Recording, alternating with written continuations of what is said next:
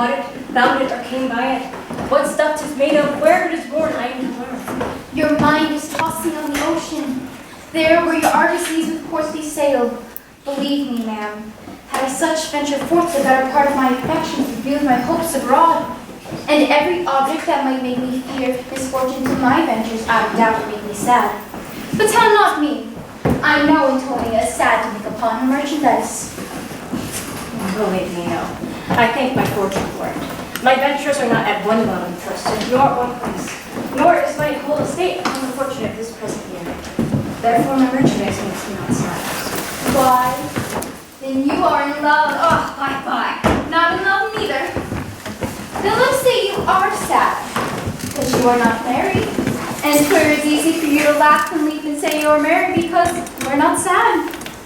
Here comes Bassanio, your most noble kinsmen, Gratiano and Lorenzo, fare ye well.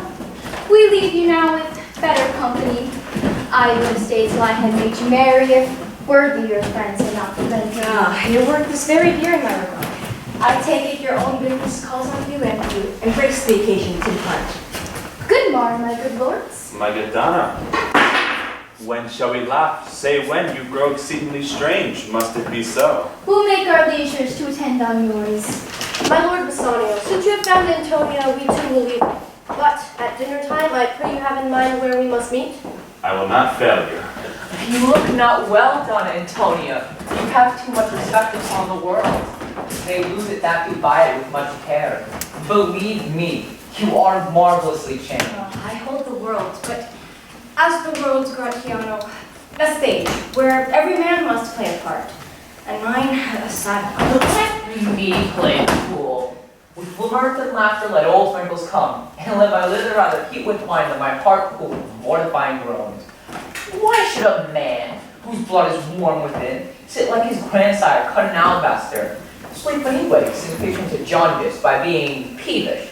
Well, I tell thee what, Antonia, I love thee, and it's my love that speaks.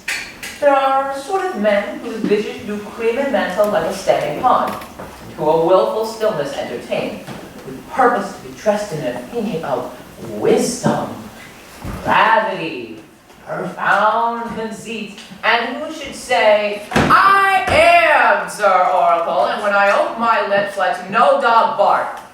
But fish not with this melancholy name, for this fool gudgeon, this opinion. Come, good Lorenzo, fare ye well a while. I'll end my exhortation after dinner. Well, we will leave you then till dinner time. I must be one of these same tongue-wise men. For Gratiano never lets me speak. Oh, keep me company but 2 years more, thou shalt not know the sound of thine own tongue. Farewell, I'll grow talker for this evening. Thanks, I think. For silence is only commendable in a niece tongue dry and made not bendable. Is that anything now? Gratiano speaks an infinite deal of nothing, more than any man in all Venice. His reasons are as 2 grains of wheat hid in 2 bushels of chaff. You shall seek all day ere you find them, and when you have them, they're not worth the search. Well, tell me now, what lady is the same to whom you swore a secret pilgrimage that you today promised Antonia? 'Tis not unknown to you, Antonia, how much I have disabled mine estate by something showing a more swelling port. To you, Antonia, I owe the most in money and in love, and from your love I have a warranty to unburden all my plots and purposes, and to get clear of all the debts I owe. I pray you, good Bassanio, let me know it, and if it stand as yourself still do, within the eye of honor, be assured, my purse, my person, my extremest means lie unlocked all to your occasions. I owe you much, and like a willful youth, that which I always lost. But if you please to shoot another arrow that self way which you did shoot the first, I do not doubt, as I will watch the aim, or do find both, or bring your latter hazard back again, and thankfully rest better for the first. You know me well, and herein spend but time to wind about my love with circumstance. And out of doubt, you do me now more wrong in making question of my uttermost, than if you had made waste of all that I have. Then you would say to me what I should do, that in your knowledge may by me be done, and I am pressed unto it, therefore speak. In Belmont is a lady richly left, and she is fair and fairer than that word of wondrous virtues. And sometimes from her eyes I did receive fair speechless messages. Her name is Portia, Nothing undervalued Cato's daughter, Brutus's Portia. Nor is the wide world ignorant of her worth, for the four winds blowing from every coast renowned suitors. And her sunny locks hang in her temples like a golden fleece, which makes her seat of Belmont Colchester's strand. Many Jasons come in quest of her. Oh, my Antonia, had I but a mind rival means to hold a place with one of them. Had a mind presaged reached our truth, that I should questionless be fortunate. Thou knowest that all my fortunes are at sea, and neither have I money nor commodity to raise a present sum. Therefore, go forth. Try what my credit in Venice can do, that shall be racked, even to the uttermost, to furnish thee to Belmont, to fair Portia. Go presently inquire, and so will I. Where money is, and I no question make, to have it of my trust or for my sake.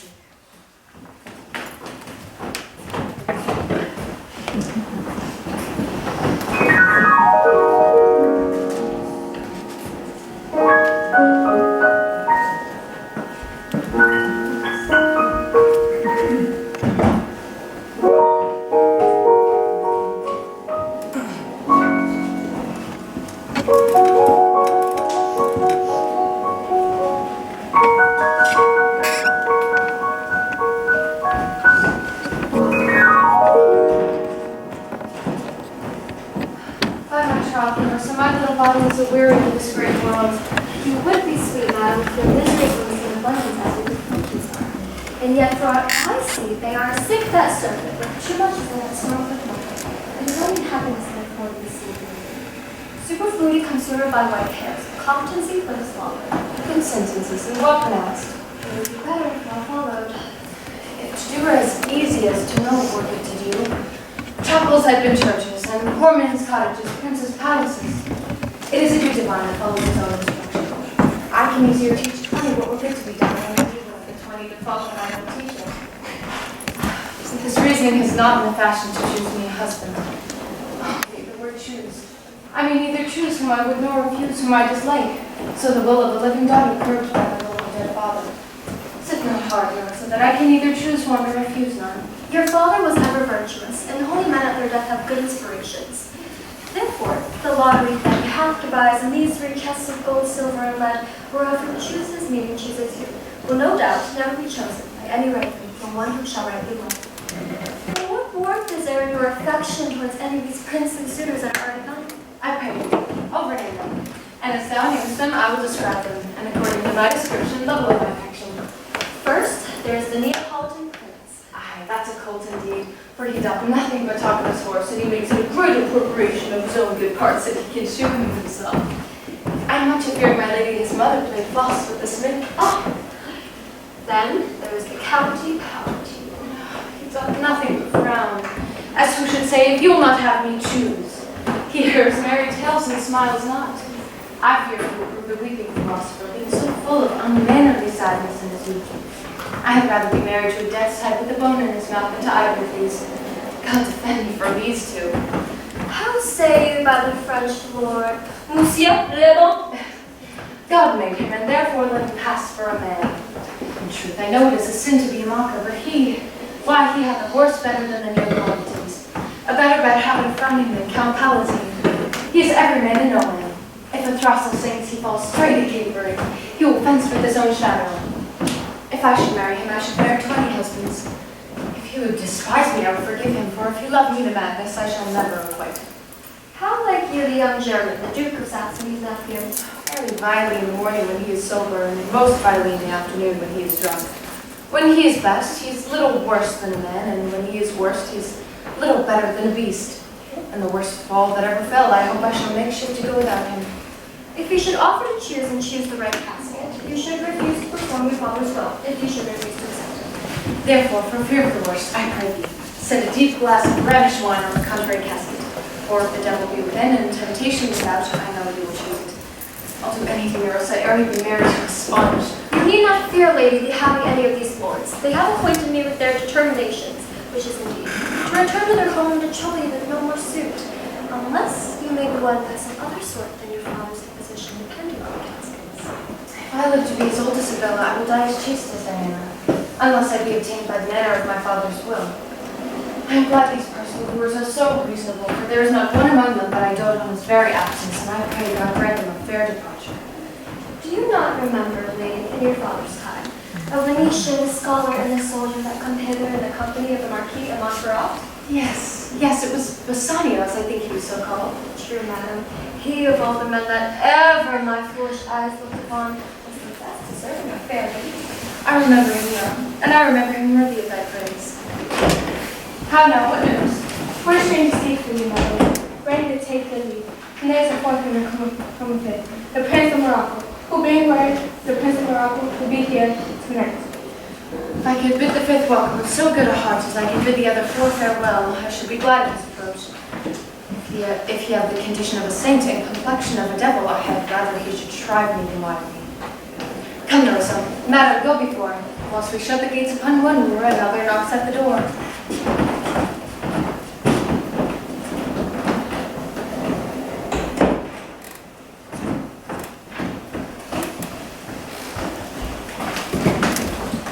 $1,000 Well, Aye, sir, for 3 months. 3 months. Well, For the which, as I told you, Antonia shall be bound. Antonia shall become bound. Wow. May you stead me? Will you pleasure me? Shall I know your answer? 3,000 ducats for 3 months, and Antonia shall become bound. Your answer to that? Antonia is a good dame. Have you heard any imputation to the contrary? No. My meaning in saying she is a good dame is to have you understand that she is sufficient. Yet her means are in supposition. She hath an argosy of Italy, another to the Indies. Moreover, upon Rialto, she hath a third in Mexico, and a fourth for England. And she hath squandered other ventures abroad. But ships do but boards, sailors do but men. There be land rats and water thieves and land thieves, pirates. And then there be the perils of water, wind and rocks. The dame is, notwithstanding, sufficient. 3,000 ducats. I think I would like her bond. Be assured you may. I will be assured I may, and I may be assured I will bethink me. But may I speak with Antonia? Please you to dine with us. Yes, to smell pork, to eat of the habitation which your prophet the Nazarite conjured the devil into. I will buy with you, sell with you, talk with you, walk with you, and so follow. But I will not eat with you, drink with you, or pray with you. What news on the Rialto? Who has she come to? This is Donna Antonia. How like a fawning publican she looks. I hate her for she's a Christian, but more for that, in all simplicity, she lends out money gratis and brings down the rate of usance here in Venice. If I can get her once upon the hip, I will feed fat the ancient grudge I bear her. She hates our sacred nation, and rails, even there, where merchants most do congregate, against me, my bargains, and my will and thrift, which she calls interest. Cursed be my tribe if I forgive her. Shylock, do you hear? I am debating of my present store, and by the mere guess of my memory, I cannot instantly raise up the full gross of 3,000 ducats, but what of that too? A wealthy Hebrew of my tribe will furnish me. But soft, how many months do you require? Shylock, although I neither lend nor borrow by taking nor giving of excess, yet to supply the right wants of my friend, I'll break a custom. Is he yet possessed? How much you would? 3,000 ducats. And for 3 months. I had forgotten 3 months. You told me so. But hear you, methought you said you neither lend nor borrow upon advantage. I do never use it. Well, when Jacob grazed his uncle Laban's sheep, Mark you this, Bassanio. The devil can cite scripture for his purpose. 1,000 ducats is a good round sum. Well, Shylock, shall we be beholden to you? Donna Antonia, many a time and often, Rialto, you have rated me about my monies and my usances. Still have I borne it with a patient shrug, for sufferance is the badge of all our tribe. You call me misbeliever, cutthroat dog, and spit upon my Jewish gabardine, all for the use of that which is mine. Well, that now appears to need my help. Go to then, you come to me and you say, Shylock, we would have monies. You say so. You, that did void your room upon my beard, and foot me as you spurn a stranger cur over your threshold. Monies is usage. What should I say to you? Should I not say, have a dog monies? Is it possible a cur can lend 3,000 ducats? Or shall I bend low in a bondman's key, with bated breath, and whispering humble, say this, fair sir? You spit on me last Wednesday. You spurned me such a day. Another day you called me dog, and for these courtesies, I'll lend you thus such moneys. I am as like to call thee again, to spit on thee again, to spurn thee too. If thou wilt lend this money, let it not ask to thy friend, for when did friendship take a breed for bearing metal of his friend? But lend it rather to thine enemy, who, if he break, thou mayest with better face exact the penalty. Why, look you, how you storm. I would have your love. Forget the shames that you have stained me with. Supply your present wants and take no doitive usance for my money, and you'll not hear me. This is kindness I offer. This word, kindness. This kindness will I show. Go with me to a notary, and seal me there in a single sport your merry bond. If you repay me not on such a day, such sum or sums as are expressed in the condition, let the forfeiture be nominated for an equal pound of her fair flesh, to be cut off and taken in what part of the body pleaseth me. Content and gate, I'll seal to such a bond and say there is much kindness in the Jew. Shall not seal to such a bond from me, rather dwell in my necessity. Why, fear not, man. I will not forfeit it. Within these 2 months, that's a month before our bond expires, I do expect return of thrice 3 times the value of this bond. Oh, Father Abram, what these Christians are, whose own hard dealings teaches them suspect the thoughts of others. Pray, tell me this. If she should break her day, what should I gain by the exaction of the forfeiture? A pound of one's flesh, taken from one, is not so estimable, profitable neither, as the flesh of muttons, beefs, or goats. Now, I say, to buy her favor, I extend this friendship. If she will take it, so. If not, adieu. And for my love, I pray, you wrong me not. Yes, Shylock, I will seal unto this bond. Then meet me forthwith with the notaries. Give them direction for this merry bond, and I will go in person to straight. Then see my house, left in the fearful guard of an unthrifty knave, and presently I will be with you. Hide thee, gentle Jew.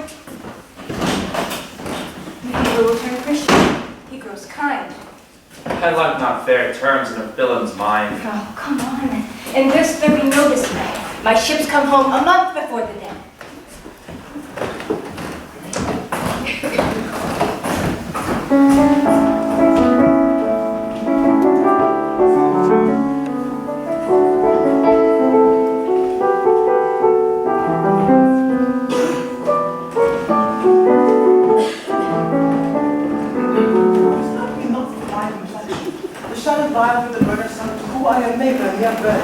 I calculate this aspect of mine to get the value, and by my love I swear the best of all the burden of my life, not the truth.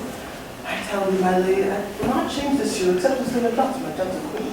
In terms of choice, I am not solely led by nice direction of lady's eyes. Besides, the lottery of my destiny bars me the right of voluntary choosing. But if my father had not scanted me and hedged me by his wit, to yield myself his wife who wins me, by that means I told you. Yourself, renowned prince, then stood as fair as any comer I've looked on yet for my affection. Even for that I thank you. Therefore, I pray you, bring me to the casket and try my fortune. But, alas the lie, ever blind fortune leading me, miss which unworthy I may attain, and die with grieving. First, forward to the tent. After dinner, your hazard shall be made. No, will not. Come, bring me unto my chance.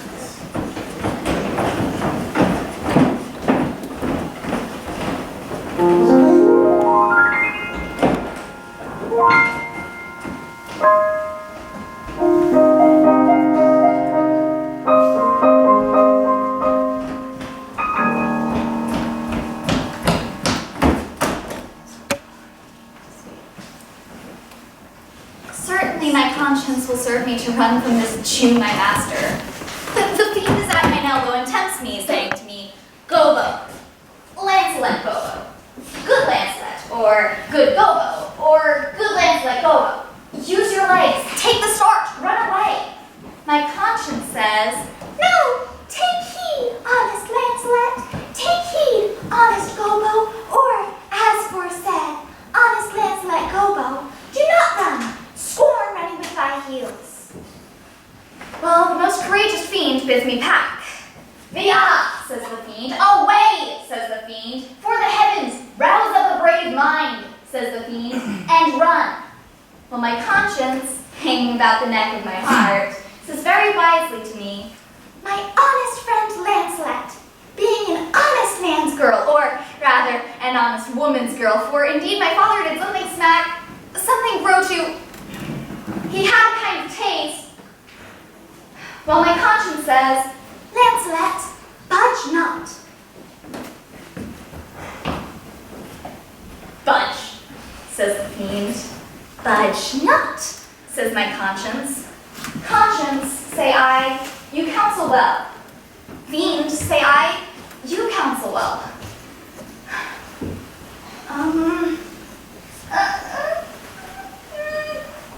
The fiend gives the more friendly counsel.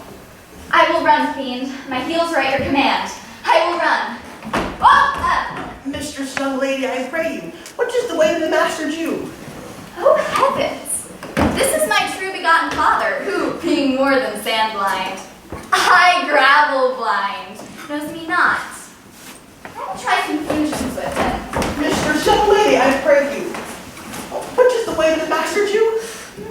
Turn off at your right hand at the very next turning, but at the very next turning ball on your left. Very at the very next turning, turn of no hand would turn down indirectly into the Jew's house. My God, Salty's took me a hard way to hit. Can you tell me one Lancelot is other than both him or no?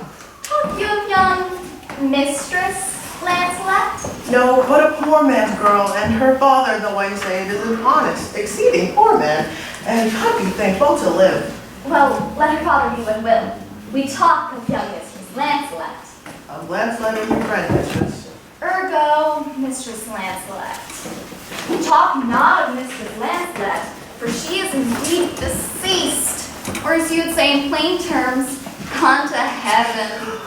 The day I know you not. What can you tell me is my girl? God rest her soul, alive or dead. Do you not know me, father? Alack, I am sandblind, I know you not. Oh, please, miss, stand up. I could not think you were Lancelot, my girl.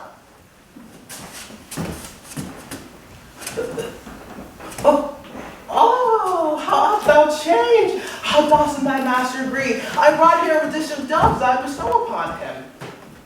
Well, but for mine own part, as I have set up my rest to run away, so I will not rest till I have run some ground. My master is a very Jew.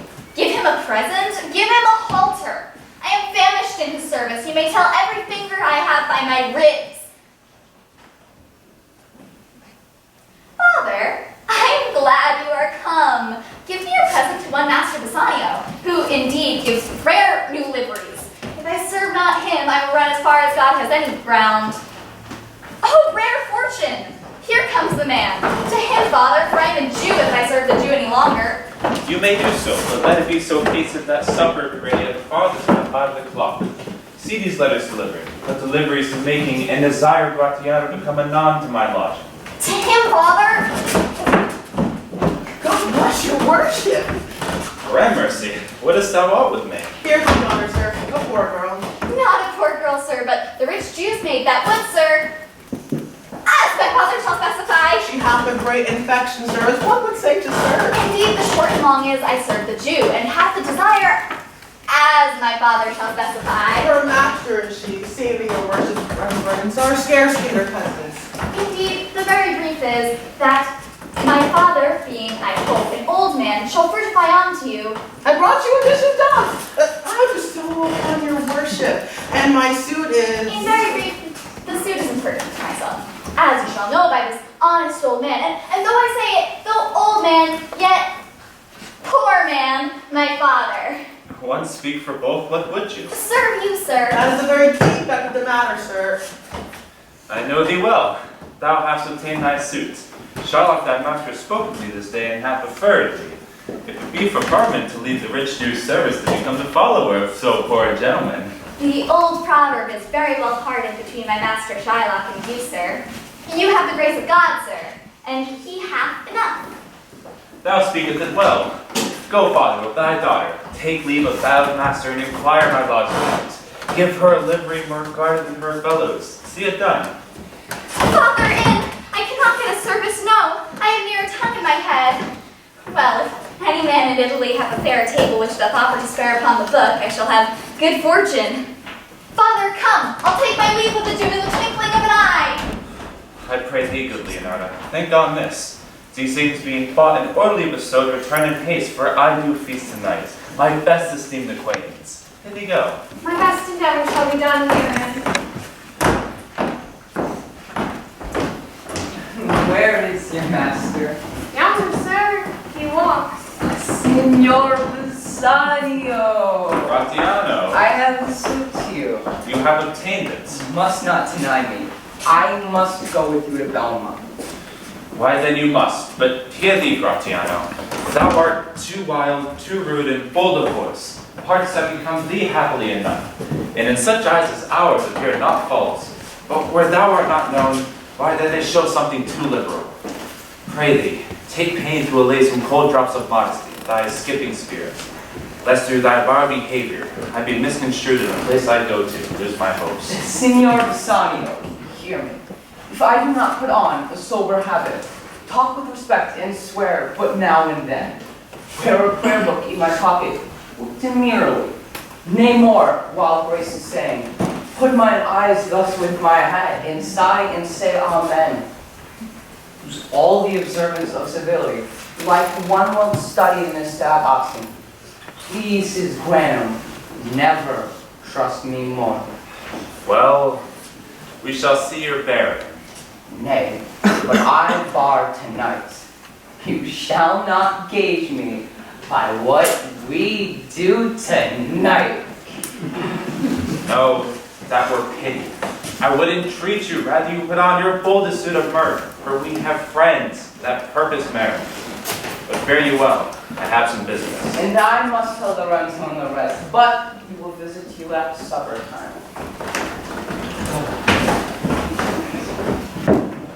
Ha!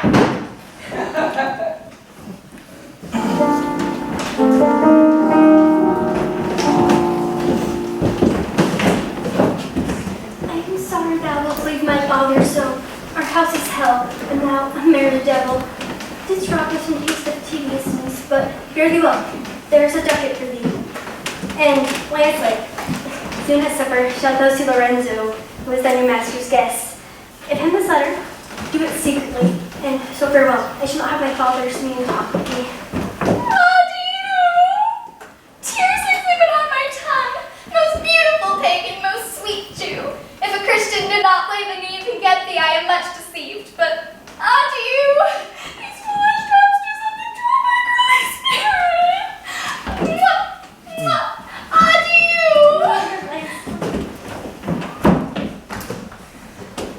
Alack, what heinous sin is it in me to be ashamed to be my father's child? Although I am daughter of his blood, I am not to his manners. Oh, Lorenzo, if thou keep promise, I shall end this strife, become a Christian, and thy loving wife.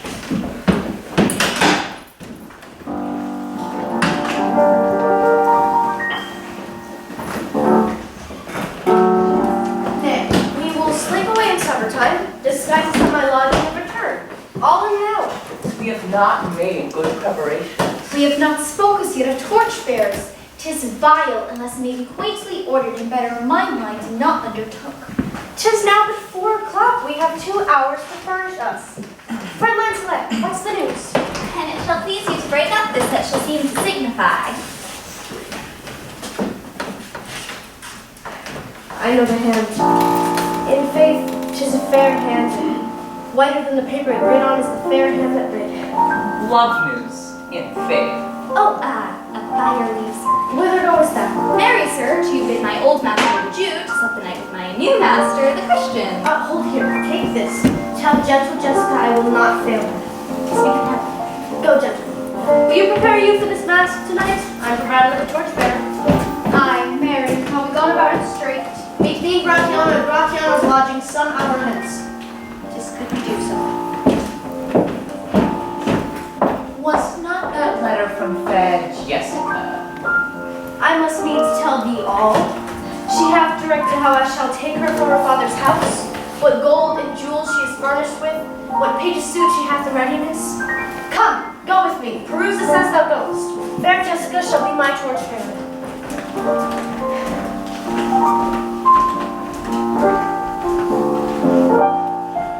Thou shalt see, thy eyes shall be thy judge. The difference will Sherlock Bassanio. What, Jessica? Thou shalt not gormandize, as thou hast done with me. Well, Jessica, and sleep and snore and rend apparel out. Why, Jessica, I said. Why, Jessica? Who bid thee call? I did not bid thee call. Your worship was on to tell me I could do nothing without bidding.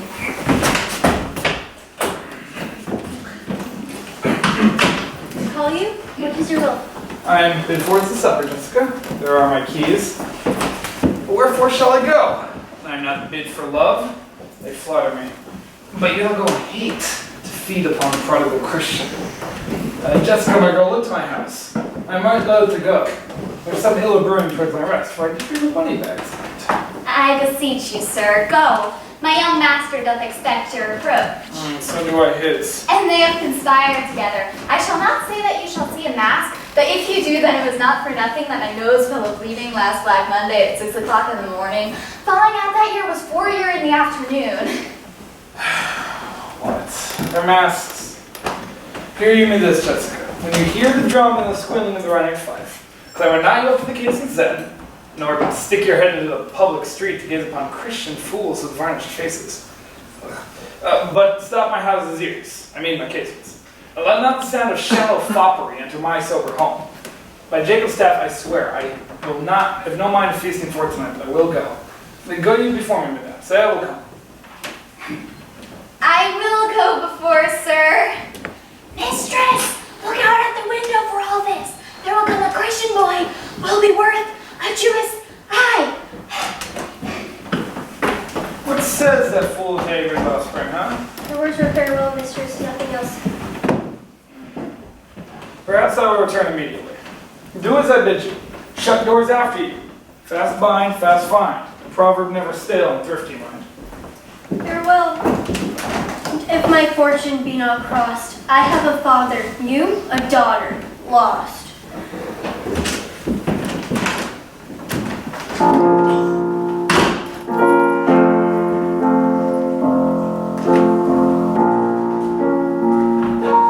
This is the penthouse under which we learned where desire is to make stand. His hour is almost past. And it is marvel here dwells his hour, for lovers ever run before the clock. Oh, 10 times faster Venice's pigeons fly to seal love's bonds new made than they are wont to keep obliged faith unforfeited. Here comes Lorenzo. More of this hereafter. Sweet friends, your patience for my long ago. Not I, but my affairs have made you wait. When you shall please to play with these two wives, I will watch as long for you. Approach, here dwells my father Jew. Ho, who's within? Who are you? Tell me for more certainty, albeit I'll swear that I do know your tongue. Lorenzo, and thy love? Lorenzo, certain, and my love indeed. For who have I so much, and now who knows but you, Lorenzo, whether I am yours? Heaven and thy thoughts are witness that thou art. Here, here's this casket, and his worth of me. For the close night doth play the one way, and we are stayed for Bassanio's feast. I'll make past the doors and fill myself with more trust than be his sister. Now, by my point, a Gentile and no Jew. Is true, but I love her heartily, for she is wise, if I can judge her, and fair she is as she hath proved herself, and true she is if mine eyes be true, and therefore, like herself, wise, fair, and true, shall she be placed in my constant soul.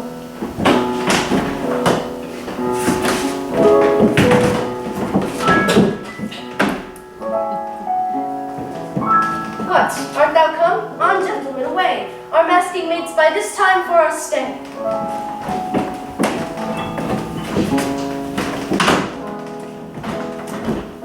Who's there? Donna Antonia. I Marciano, where are all the rest? 'Tis 9 o'clock. Bring so stately. No mask tonight. The wind is coming up. Bassanio will presently go aboard. I had sent 20 out to speak for you. I am glad on it. I desire no more delight than to be under sail and gone tonight.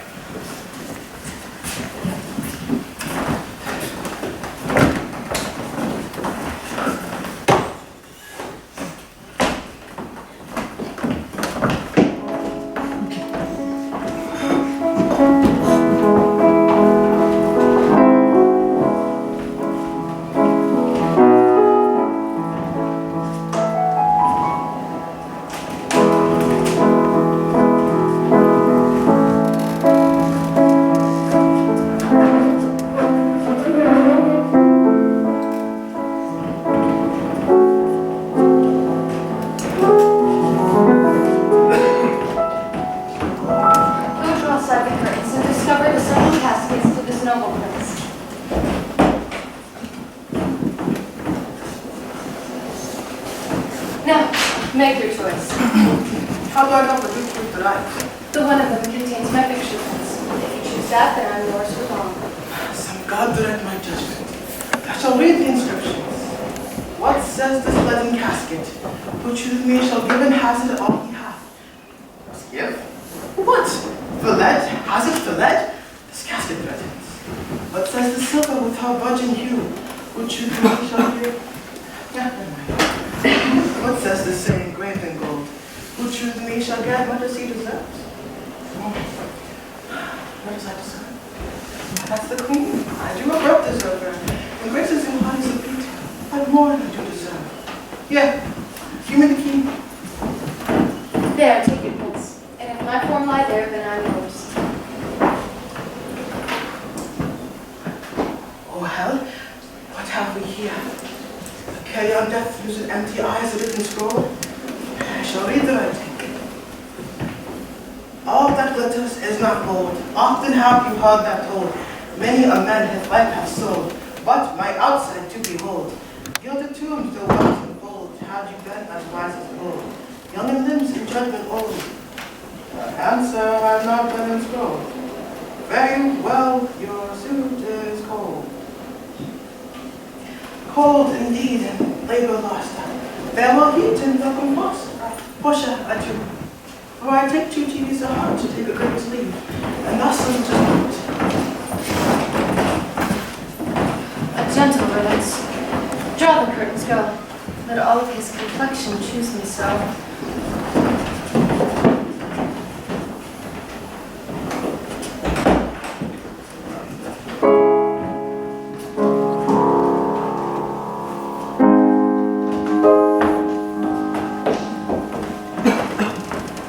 Why, ma'am, I saw Bassanio under sail.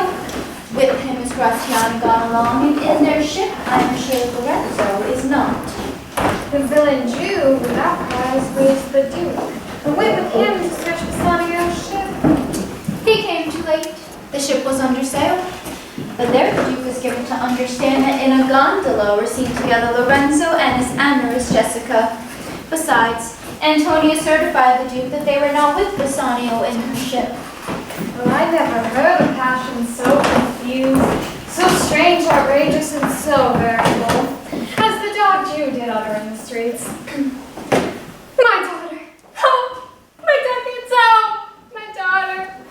Fled with a Christian. Oh, my Christian ducats. Justice, the law, my ducats, and my daughter. A sealed bag. 2 sealed bags of ducats, of double ducats stolen from me by my daughter. And jewels, 2 stones, true rich and precious stones stolen from me by my daughter. Justice, find the girl, she hath the stones upon her, and the ducats. Why, all the boys in Venice followed him crying, his stones, his daughter, and his ducats. Let good Antonia look she keep her day, or she shall pay for this. Mary, well remembered, I reasoned with a French man yesterday, who told me that in the narrow seas that part the French and English, there miscarried a vessel of our country richly fraught. I thought upon Antonia when he told me this, and wished in silence that it were not hers. You are best to tell Antonia what you hear, yet do not suddenly, for it may grieve her. A kinder lady treads not the earth.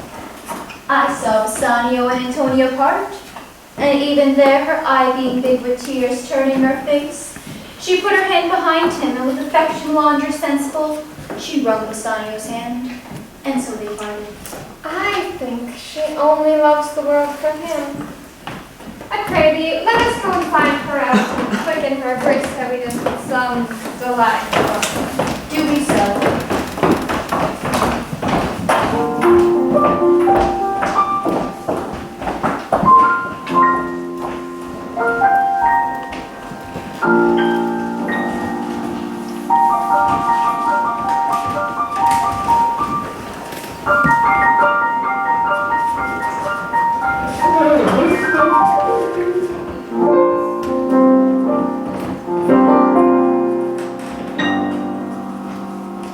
Quick, I pray thee, draw the curtain straight.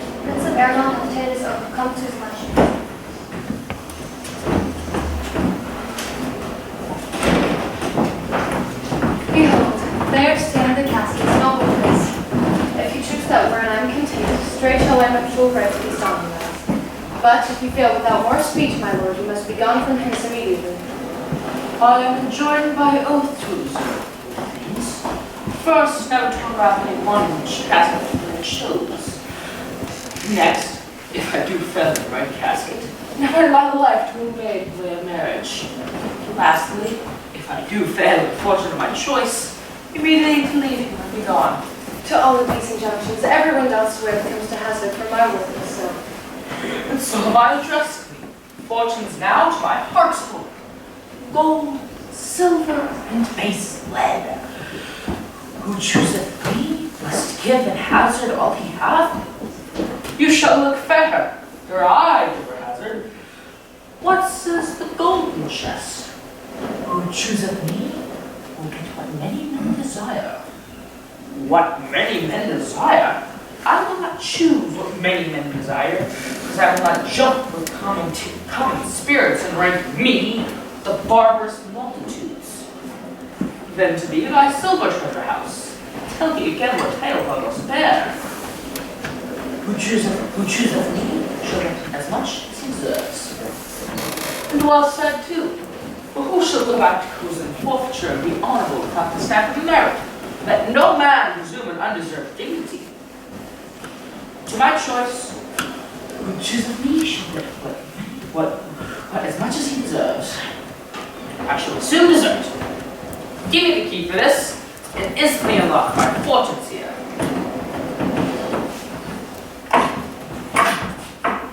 Too long a pause for that which you find there. What is this? Portrait of a blinking idiot presenting his schedule? I will read it.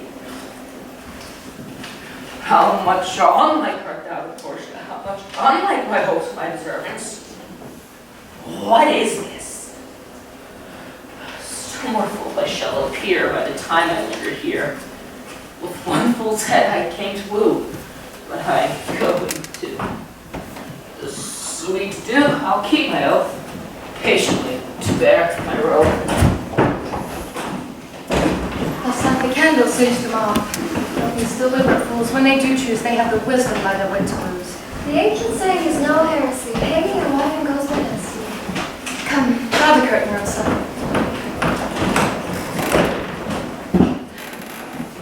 Where's my lady? Here, what is my lord? Madam, there's an light at your gate, a young Venetian. Wouldn't that country forth to signify the approaching of his lord?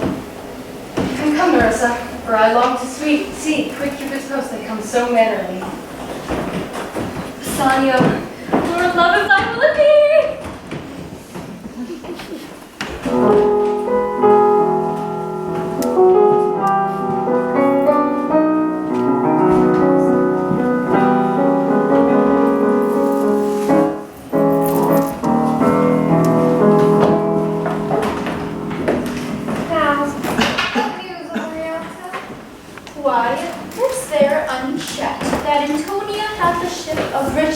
Wrecked on the narrow seas. The good winds, I think they call the place. Very dangerous, flattened fair, where the carcasses of many a tall ship lie buried. As they say of my gossip report, be an honest woman of her word. And I would she were as honest a gossip as Nat, as ever Nat's ginger, or made her neighbors believe she wept for the death of her husband.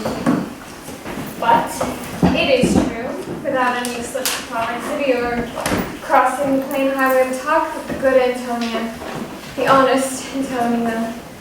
Oh, that I had a title good enough to keep her name company. Come, the full stop. What sayest thou? Why, the end is, she hath lost each ship. I would it might prove the end of her losses. Let me say amen for the time, lest the devil cross my prayers, for here he comes, in the likeness of a Jew. How now, Shylock? What news among the merchants? You know, none so well as you of my daughter's flight.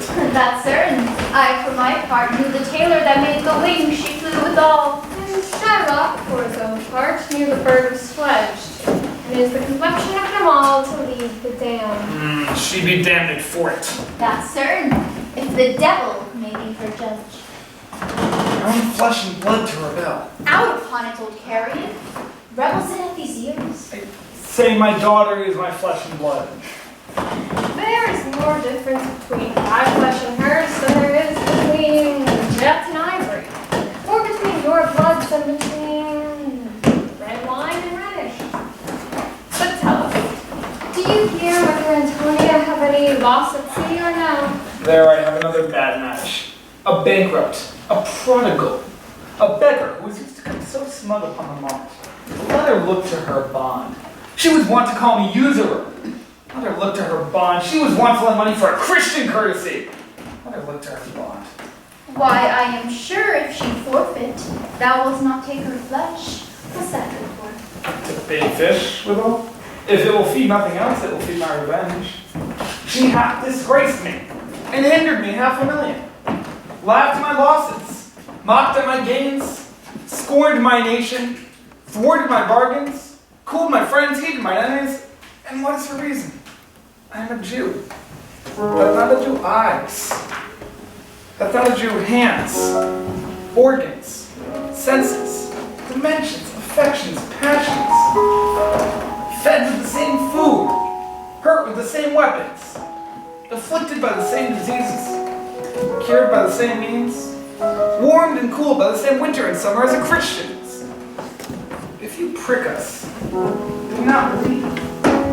If you tickle us, do we not laugh? If you poison us, do we not die? And if you wrong us, shall we not revenge? If we are like you and the rest, we shall resemble you in that. If a Jew wrong a Christian, what should his humility be? Revenge. If a Christian wrong a Jew, what should his sufferance be? By Christian example, by revenge. The villainy you teach me, I will execute, and it will go hard, but I will obey the instruction. Gentle ladies, my mistress Antonia is at her lodgings and desires to speak with you both. Oh, we have been up and down to seek her. Here comes another of the tribe. A third cannot be matched unless the devil himself turned Jew. Oh, now, Tutor, what is the devil? Just a fun girl. I often come by to hear of her, but cannot find her. There! The diamond gone cost me 2,000 ducats in Frankfurt. Curse never fell upon our nation till now. I never felt it till now. 2,000 ducats in that. And other precious jewels. I would my daughter were dead at my foot and the coins in her ear. Would she were hers to my foot and the jewels in her coffin. No news of them. Myself, I know not what's been in the search. But I lost what lost. The thief gone with so much. And so much to find the thief and no satisfaction, no revenge. When no one looks certain what lights on my shoulders. A sigh above my breathing, tears above my shoulder. Yes, I've been looking at ill luck too. Antonia, as I heard in Genoa. What? Ill luck. Half an argosy, coming from Tripoli. I thank God. It's true. I spoke with some of the divers that escaped the wreck. I thank thee, good tool. Good news. Where in Genoa?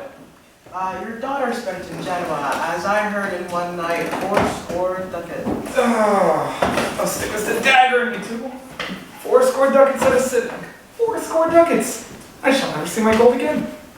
There came divers of Antonia's creditors on my search to Venice that swear she cannot choose but break. I am glad of it. I'll plague her. I'll torture her. I am glad of it. Go to the Fenian officer, bespeaking a fortnight before her. I will have the heart of her. For if she were out of Venice, I can make what merchandise I will. Meet me at our synagogue, too. Go, at our synagogue.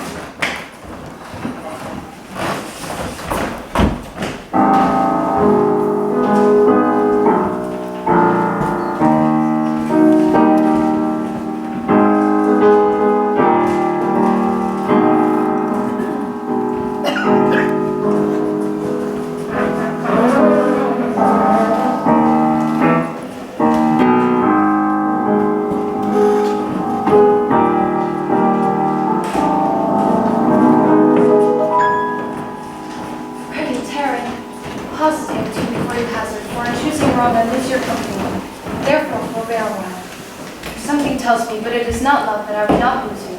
And you know yourself, pay counsels not in such equality. I would detain you here for some month or two before you venture from me. I can teach you how to choose right what then I'm forsworn. I speak too long, but 'tis to appease the time, to eke it and to draw it out in life, to stay you from bloodshed. Let me choose, for as I am, I live upon the rack. Upon the rack, Bassanio, and confess what treason there is mingled with your love. None but that ugly treason of mistrust, which makes me fear the enjoying of my love. There may as well be amity in life, between snow and fire, as treason in my love. Aye, but I fear you speak upon the rack, where men enforced you speak anything. Promise me life, and I'll confess the truth. Well then, confess and live. Confess in love, and the very sum of my confession. O happy torment, when my torture shall teach me answers for deliverance, let me see my fortune in the caskets. Away then. I'm locked in one of them. If you love me, you will find me out. Never send the rest, and I will live.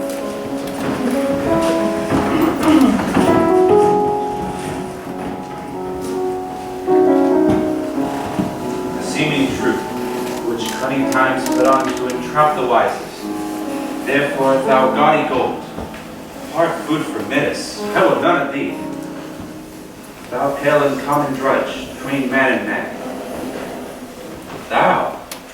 Thou meager lead, which rather threatenest than dost promise odds. Thy paleness moves me more than eloquence, and here choose I, joy be the consequence. How all of passions flee to air, as doubtful thoughts and rash embrace of despair and shuddering fear and green-eyed jealousy. A left be moderate, ally thy ecstasy, and measure, rein thy joy, scant the success. I feel too much thy blessing, make it less for fear is fight. What find I here? Fair push as counterfeit. Here's a scroll, the content and summary of my fortune. You that choose, not by the view. Chance is fair and choose as true. Since this fortune falls to you, be content and seek no new. If you be well pleased with this, and hold your fortune for your bliss, turn to where your lady is, and claim her with a loving kiss.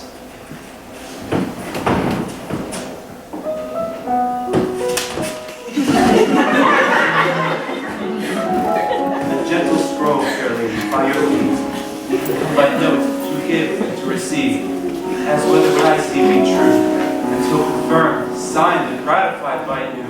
You see me, love Bassanio, where I stand, such as I am. Though for myself alone I might have virtues, beauties, living friends exceed account. For the full sum of me, this house, these servants, and the same myself are yours now. I give them this ring, which, when you part from, lose, or give away, let it presage the ruin of your love, be my vantage to exclaim on you. Madam, you have bereft me of all words. Only my blood speaks to you with my veins. Expressed and not expressed, but when this ring parts from this finger, then parts life from hence. Oh, then be bold to say Bassanio's dead. My lord and lady! It is not the time that has to find sin which is prospered. Cry good joy, my lord and lady. My lord Bassanio, my gentle lady, I wish you all the joy that you can wish, for I'm sure you can wish none for me. And when it honors me to solemnize the bargain of your faith, I do beseech you, even at the time I was be married too. With all my heart, so thou canst get a wife. I thank your lordship, you got me one. My eyes, my lord, can look as swift as yours. You saw the mistress, I beheld me.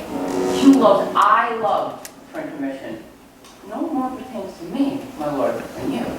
Your fortune stood upon the casket there, and so did mine too. As the matter falls, you're wooing here until I sweat again, and sweating until my very boot was dry. An oath of love, at last, you've promised last. I got a promise, this fair one here, to have her love, rather than your fortune achieve her mistress. Is this true, Nerissa? Madam, it is, and stand pleased with all. And to you, Gratiano, mean good faith. Yes, faith, my lord. Our feast shall be much honored in your marriage. Shall play with them the first boy for 1,000 ducats. What, and stake down? No, I shall never win at that game, and stake down. But who comes here? Friend zone is infidel? What? Your friend Salaria. Friends of Celeria, welcome hither. That you my new interest here, how to bid you welcome. I bid my very friends and countrymen, sweet Portia, welcome. So do I, my lord. They are entirely welcome. I thank you. For my part, my lord, my purpose was not to have seen you here, but meeting with Solaria by the way, she did entreat me, cast off, saying may to come with her along. I did, my lord, and I have reason for it. Donna Antonia commands it to you.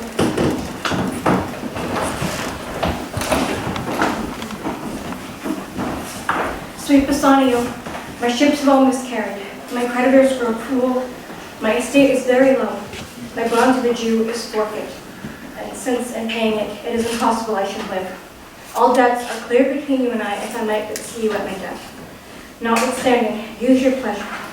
If your love do not persuade you to come, let not my letter. There's some shrewd contents in yon same paper that steals the color from Bassanio's tea. Believe, Bassanio, I'm half yourself, and I must freely have the half of anything that this same paper brings me. Oh, sweet Portia, here are a few of the unpleasantest words that ever cloth paper. Gentle lady, when I did first impart my love to you, I freely told you all the wealth I had ran in my veins. I was a gentleman. And yet, I told you true. And dear lady, rating myself at nothing, you shall see how much it was a braggart. When I told you my state was nothing, I should then have told you that I was worse than nothing. For indeed I have engaged myself to a dear friend. Engaged my friend to her mere enemy to feed my means. Here is the letter, lady. The paper has the body of my friend, and every word in it a gaping wound issuing my blood. But is it true, Celeria? Have all her ventures failed, but not one hit? From Tripoli, from Mexico and England, from Lisbon and Barbary and India, and not one vessel escaped the dreadful touch of Virgin Mary Ross. No, my lord. Besides, it should appear that if you had the present money to discharge the Jew, you would not take it. Never did I know a creature so keen and greedy to confound a man.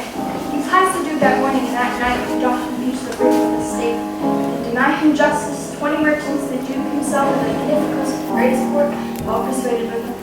And none can drag him from his envious plea of forfeiture of justice at his bond. Is it you, dear friend, that is thus in trouble? For me, 3,000 ducats. Well, no more. Pay him 6,000 and deface the bond. Double 6,000 and then treble that before a friend of this description shall lose a hair from the Bassanio's ball. First go to your church and call me wife, then away to Venice to your friend, for never shall you lie by the Portia side of the quiet soul. You shall have gold to pay the petty debt 20 times over. When it is paid, bring your true friend along. My maid nurse and myself meantime shall love as maids and widows. But come away, for you shall hence upon your wedding day. Bid your friends welcome, show a merry cheer. Since you are dearly what, I will love you, dear. Since I have your good leave to go away, I will make haste. Until I come again, no that shall e'er be guilty of my stay. No rest be interposed twixt us.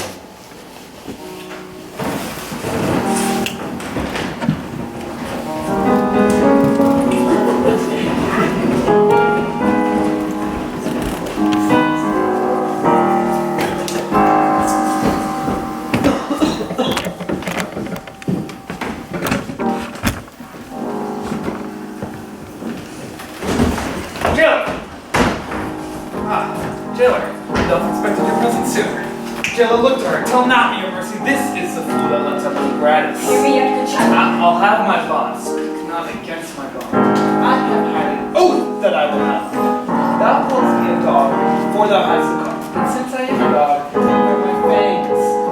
Do show her me justice. Any wonder thou not a jailer, thou art so fond as to come abroad with her request. I pray thee, hear me speak. I'll have my bond. I will not hear thee speak. I'll have my bond, and therefore speak no more. I'll not be made a soft and dull-eyed fool to shake my head, relent, sigh, and yield to Christian intercessors. I'll have no speaking. Follow not. I'll have my bond. Is the most impenetrable cur that ever kept with man. Let him alone. I will follow him no more with hopeless prayers. He saves my life. His reason well I know. I have delivered from his forfeitures, many that have at times made known to me. Therefore he hates me. Sure, the Duke will never grant this forfeiture to hold. You cannot deny the course of law. For the commodity that strangers have with us in Venice, if it be denied, will much impede the justice of this state, since that the trade and profit of the city consisteth of all nations. Therefore go, Whose griefs and losses have so weighted me that I should hardly spare a pound of flesh tomorrow to my bloody creditor. Well, jailer, on. Pray God goes on now. Come to see me pay his debt, and then I care not.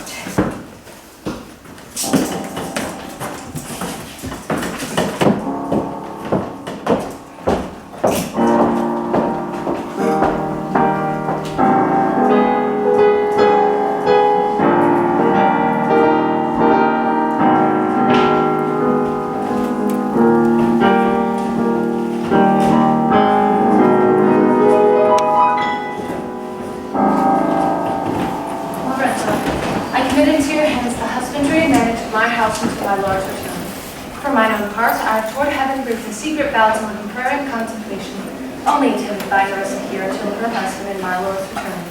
There is a monastery 2 miles off, there we will abide. I do desire not to deny this imposition to which my love and some necessity now lives upon me. But with all my heart I shall obey with all fair courtesy. My people do already know my mind, and will acknowledge you and Jessica in place of Lord Rosario and myself. And so, very well. Their thoughts and happy hour pretend on me. With your ladyship, all hearts content. I thank you for your wish, and I'm well pleased to wish it back on. Very well, Jessica. Now, Balthazar, as I have ever found the honest truth, so let me find the seal. Take this same letter and use thou all the endeavor of a man and speed to peddle. Courage, go at all counts of speed.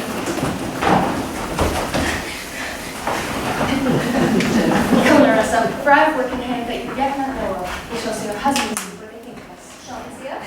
They shall, Larissa, but in such a habit that they shall think we're accomplished with what we left. I'll hold thee any wager when we are both accoutred like young men, I'll prove the prettier fellow of the two. I have within my mind 1,000 broad tricks of these bragging jacks which I will practice. Why, shall we turn to men? Fie, what a question's that, if thou wert nearer the interpreter.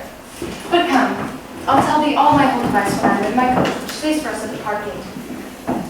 Hence, we must measure 20 miles today.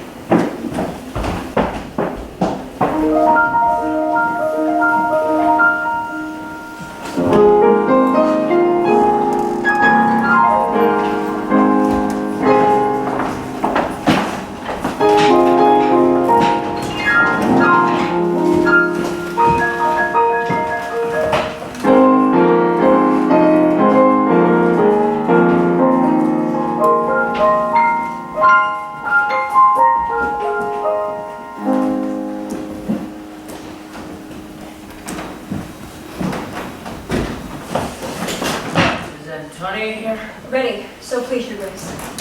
I am sorry for thee. Thou art come to face a stony adversary, an inhuman wretch, incapable of pity, avoiding any dram of mercy. I have heard your grace hath taken great pains to qualify his rigorous course.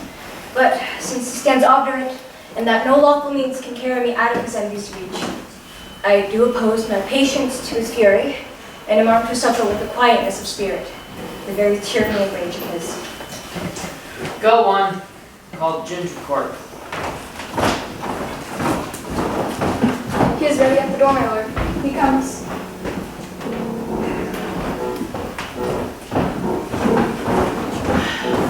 Make room. Let us stand before our face. Shylock, the world thinks, and I think so too, that I hasten this fashion of thy malice to the last hour of act. And then 'tis thought thou'lt show mercy and remorse, more strange than is thy strange apparent cruelty. And where thou now exactest the penalty, which is a pound of this tormented flesh, thou wilt not only lose the forfeiture, touch and gentleness and love. Forgive a moiety, but principle. We all expect a gentle answer, Jim.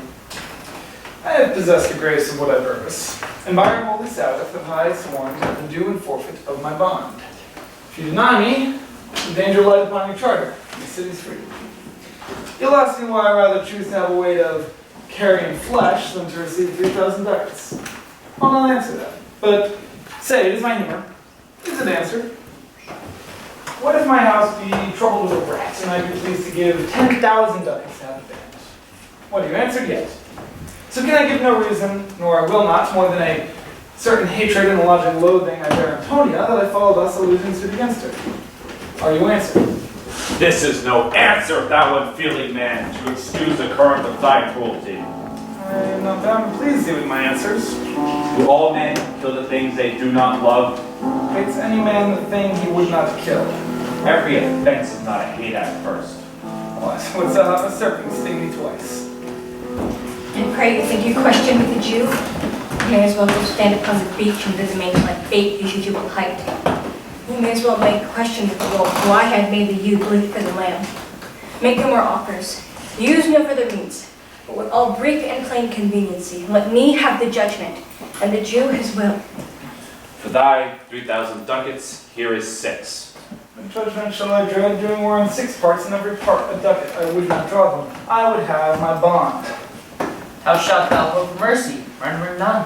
What judgment shall I dread, doing no wrong? You have among you many a purchased slave, which, like your asses, your dogs, and your mules, you use in abject and slavish parts. Shall I say to you, let them be free. Marry them to your heirs. Why sweat they under burdens? You will answer, because I bought them. So do I answer you, the pound of flesh which I demand of her is dearly bought. 'Tis mine, and I will have it. If you deny me, fight upon your law. There is no force in the decrees of penance. I stand here for judgment. Answer, shall I have it? Upon my power, I shall dismiss this court. Miss Valeria, a learned doctor whom I sent to determine this, come here today. My lord, here comes without a messenger with letters from the doctor. You come from Padua. Bring us a letter. Call the messenger. Good cheer, Antonia. What dame courage yet? The Jew shall have my flesh, blood, bones and all, ere thou shalt lose from me one drop of blood. You cannot better be employed, Bassanio, than to live still and write my epitaph.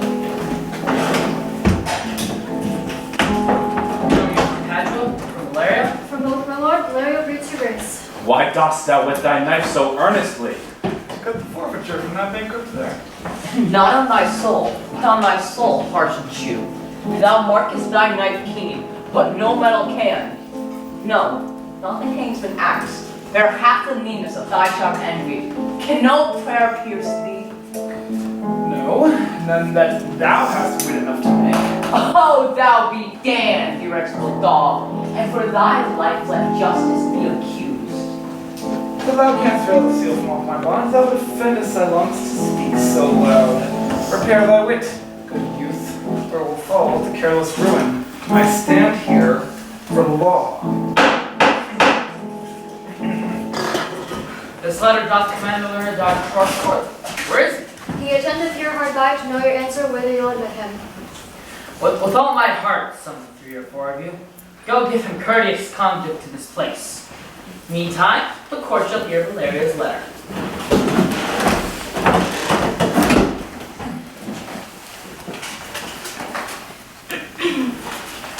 Your grace shall understand that at the receipt of your letter, I am very sick. But in the instant that your messenger came in loving visitation, was with me a young doctor of Rome. His name is Balthasar. I acquainted him with the cause of controversy between the Jew and Antonio the merchant. We turned o'er many books together. He was furnished with my opinion, which bettered with my own learning. The greatness whereof I cannot enough commends comes with him at my importunity to fill up your custom as did. You hear the learned Valerio, what he writes. And here I take it is the Dr. Tom. Give me your hand. Come you from old Valerio? I did, my lord. You're welcome. Take your place. Are you acquainted with the difference that holds this present question in the court? I'm informed thoroughly of the cause. Which is the merchant here and which the Jew? Antonia and old Shylock, both stand forth. Is your name Shylock? Shylock is my name. Strange nature is this you should follow, and in such rule that the Venetian law cannot impugn you as you do proceed. You stand within his danger, do you not? Aye, so he says. Do you confess the bond? I do. Then the Jew must be merciful. And what compulsion must I? Tell me that. The quality of mercy is not strong. It droppeth as the gentle rain from heaven upon the place beneath. It is twice blessed. The blessed him that gives and him that takes. 'Tis mightiest in the mightiest. It becomes the throned monarch better than his crown. His scepter shows the force of temporal power, wherein doth sit the dread and fear of kings. But mercy is above the sceptred sway. It is enthroned in the hearts of kings. It is an attribute of God himself. And earthly power doth then show like his gods when mercy sees its justice. Therefore, Jew, though justice be thy plea, consider this, that in the courts of justice none of us should see salvation. We do pray for mercy, for that same prayer doth teach us all to render the deeds of mercy. I have spoke thus much to mitigate the justice of thy plea, which if thou follow, this strict court of Venice must needs give sentence against the merchant there. My deeds upon my head. I pray to the law, the penalty and forfeit of my bond. Is she not able to discharge the money? Yes, here I tender for him in the courts. Yea, twice the sum, if this would not suffice, I'll be bound to pay it 10 times over. It must not be. There is no power in Venice can alter a decree established. It will be recorded for a precedent, and many an heir by the same example will rush into the state. It cannot be. The second Daniel come to judgment. Yea, the second Daniel. I pray you, let me look upon the bond. Here it is, most reverend doctor. Here it is. Shylock, there's thrice thy money off with thee. An oath. An oath. I have an oath in heaven. Shall I lay perjury upon my soul? No, not for Venice. Why? This fund is forfeited. Lawfully by this, the Jew may claim a pound of flesh to be by him, cut off, nearest the merchant's heart. Be merciful. Take thrice thy money, bid me to your bond. When it is paid according to the tenor, there is no power in the settlement to alter me. I stay here on my bond. Are there ballots for your weighted flesh? I have one prepared. Have by some surgeon, Shylock, on your charge, to stop the wounds, lest you do bleed to death. Is it so nominated in the bond? It's not so, but what of that? 'Twere good to do so much for charity. I could not find it. 'Tis not in the bond. Antonia, I am married to a wife, which is as dear to me as life itself. But life itself, my wife, and all the world, not with me esteemed above thy life. I would lose all, I sacrifice them all here to this devil to deliver you. Your wife would give you little things if she were by to hear you make the offer. I have a wife, whom I protest, I love. I would she were in heaven to entrust some power to change this cursed Jew. 'Tis well you offer it behind her back, the which will make us an unquiet house. We trifle time, I pray thee pursue sentence. Tarry, Jew. There is something else. This bond doth give thee here no jot of blood. The words expressly are a pound of flesh. Take then thy bond. Take thou thy pound of flesh, but in the cutting it, if thou dost shed one drop of Christian blood, thy lands and goods are by the laws of Venice confiscate unto the state of Venice. Oh, upright judge, mark Jew, oh learned judge. Is that the law? Thyself shalt see the act. First thou urgest justice, be assured, thou shalt have justice more than thou desirest. Oh learned judge, mark Jew, oh learned judge. I take them, my prince. Pay the bond price and let the Christian do. I have it ready for thee.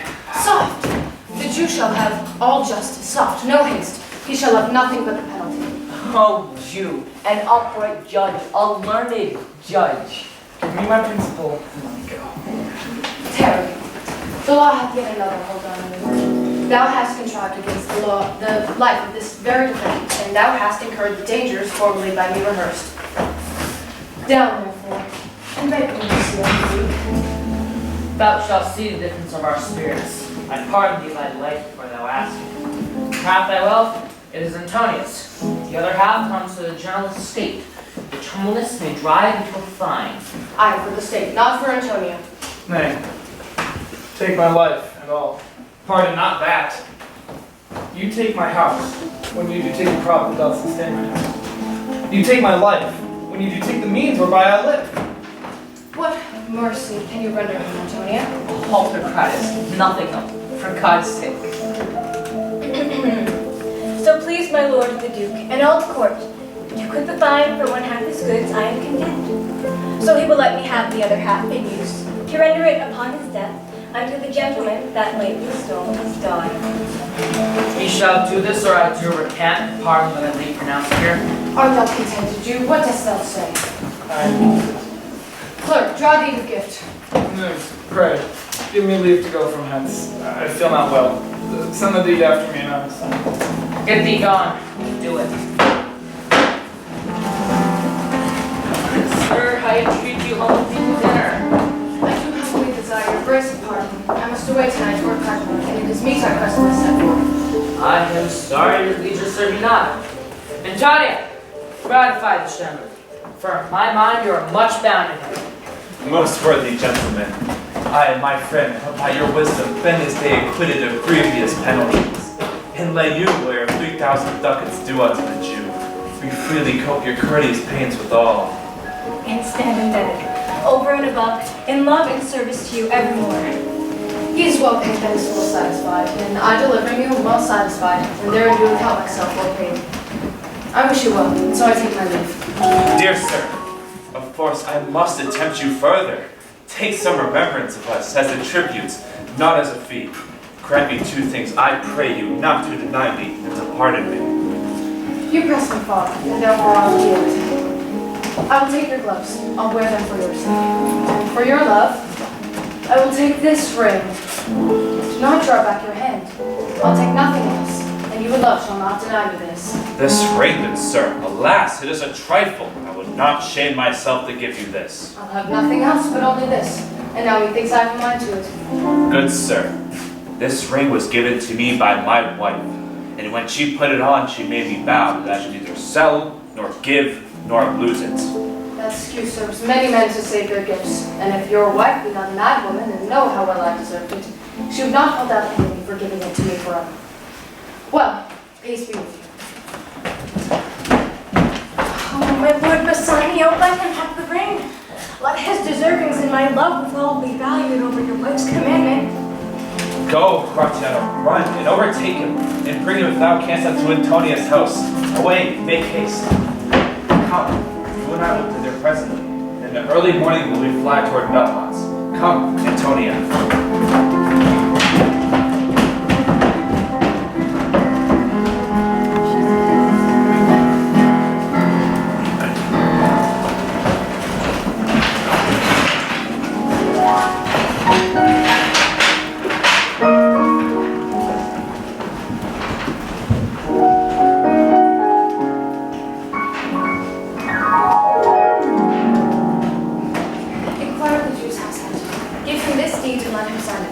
Will away tonight, be a day before our husband's home. That deed will be well welcome to Lorenzo.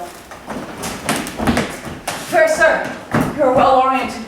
My Lord Bassanio, upon more advice, hath thought sent you here this ring, and entrust your company at supper. That cannot be. His ring I do accept most thankfully, and so I pray you tell him. Furthermore, I pray you show my youth old Shylock's house. That I will do. Sir, I will speak with you. I'll see if I can get my husband's ring, which I did make him swear to keep forever. Thou mayest, I warrant. We'll have old swearings with them that they did give their rings away to men, and we'll outface them in not swearing too. Come, away. Thou knowest where I will tail you. Come, good sir, can you show me to this house?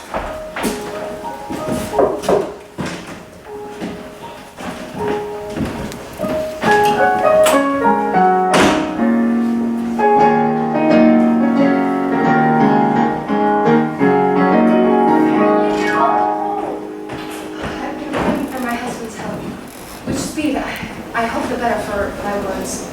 Are they returned? Madam, they are not. But there has come a messenger before to signify their coming. Give order to my servant that they take no note at all of our being absent hence. Nor you, Lorenzo. Jessica, nor you. Your husband is at hand, I hear his trumpet. There are no telltales, madam, fear you not.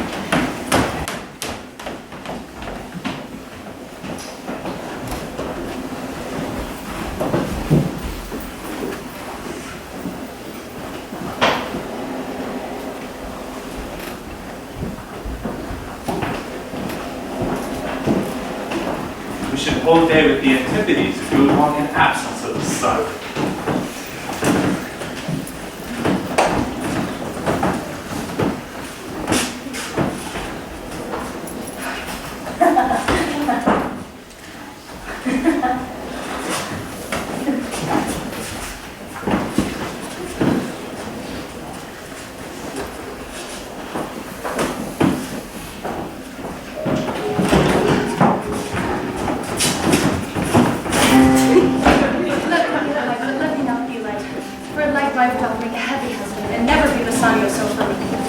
Thank you, madam. Give welcome to my friends.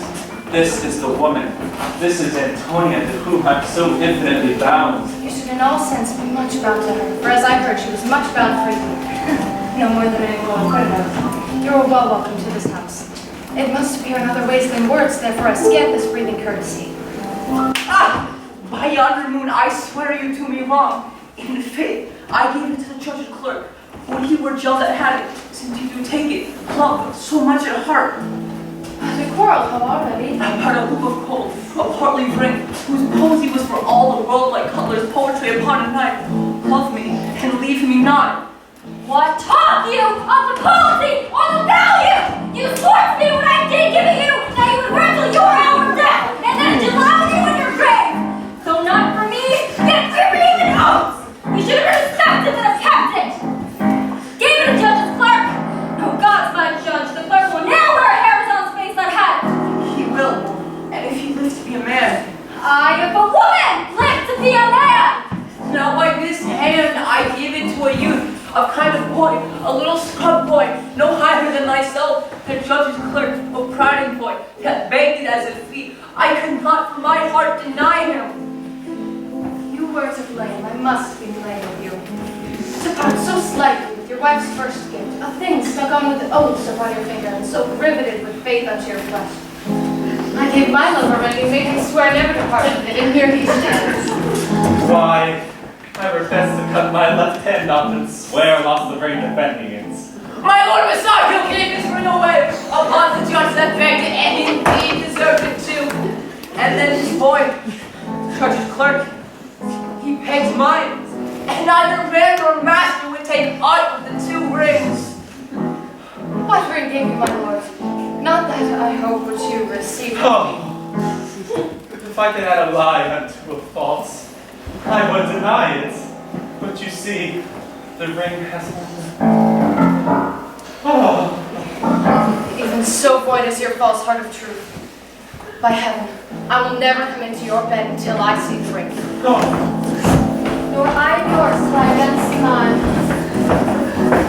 If you did know to whom I gave the ring, if you did know for whom I gave the ring, it would have seemed for what I gave the ring, and how unwillingly I left the ring. Now would be accepted but the ring, you would abate the strength of your displeasure. If you had known the virtue of the ring, or half her worthiness that gave the ring, or your own honor to contain the ring, you would not have been parted with the ring. Nerissa teaches me what to believe. I'll die for it, but some woman had the ring. No, by my honor, madam, by my soul, no woman had it, but a civil doctor, which did refuse 3,000 ducats of me, and begged the ring, the which I did deny him, and suffered him to go displeased away. Even he, that did uphold the very life of my friend. What should I say, sweet lady? I wasn't forced to send it after him. I was beset with shame and courtesy. If you had been there, I think you would have begged the ring of me to give the worthy doctor. Let not that doctor e'er come near my house. Since he hath got the jewel that I love, and that which you did swear to keep for me, I'll become as liberal as you. I'll not deny him anything I have, no, not to my body nor my husband's bed. Know him I shall, I'm well sure of it. Light not a night from home, watch me like Argus. If you do not, if I be left alone by mine own honor, which is yet mine own, I will have that doctor for my bedfellow. Portia, forgive me this enforced wrong, and in the hearing of these things, I swear to thee, even by thine own fair eyes wherein I see myself. Mark you but that. In both my eyes he doubly sees himself, and each eye one swear by your double self, and there's no crypt. Nay, but hear me, pardon me this false, and by my soul I swear to thee, I will never more break an oath with thee. I once did lend my body for this love, which, but for him that had a husband's ring, had quite miscarried.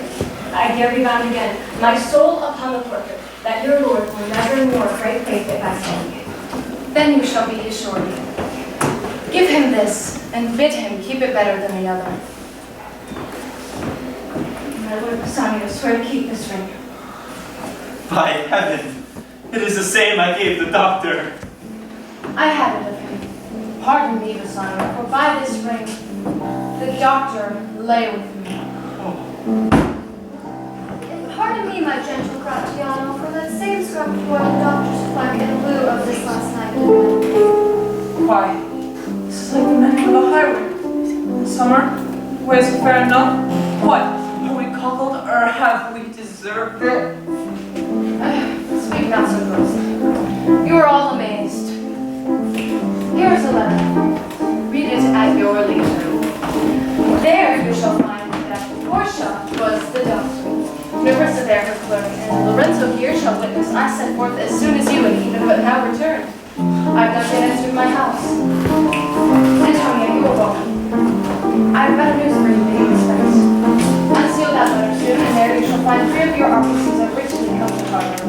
You shall not know by what accident I chanced upon this letter. Are you dumb? Were you the doctor? And I knew you not? Were you the clerk urging me to come? Aye, but the clerk that never needs to do it, unless you live. Sweet lady, you have given me life and living. For here I read for certain that my ships are safely come to Rome. How now, Lorenzo? My clerk had some good comforts too for you. Aye, thereto I give to you and Jessica from the rich Jew a special deed of gift. After his death, all the dice existed. Fair ladies, you drop bad in the way of strong people. It is almost morning, and yet I am sure you are not as satisfied with that sinful. Let us go in. Charge us there upon the victorious. You will answer all things faithfully. Let it be so. The first thing to return that my Nerissa shall be sworn on is, whether till next night you rather stay, or go to bed now, being 2 hours today. When the day should come, she wish it dark, never touching with the doctor's clerk. Well, while I live, I'll fear no other thing, so sort of keeping safe Nerissa's right.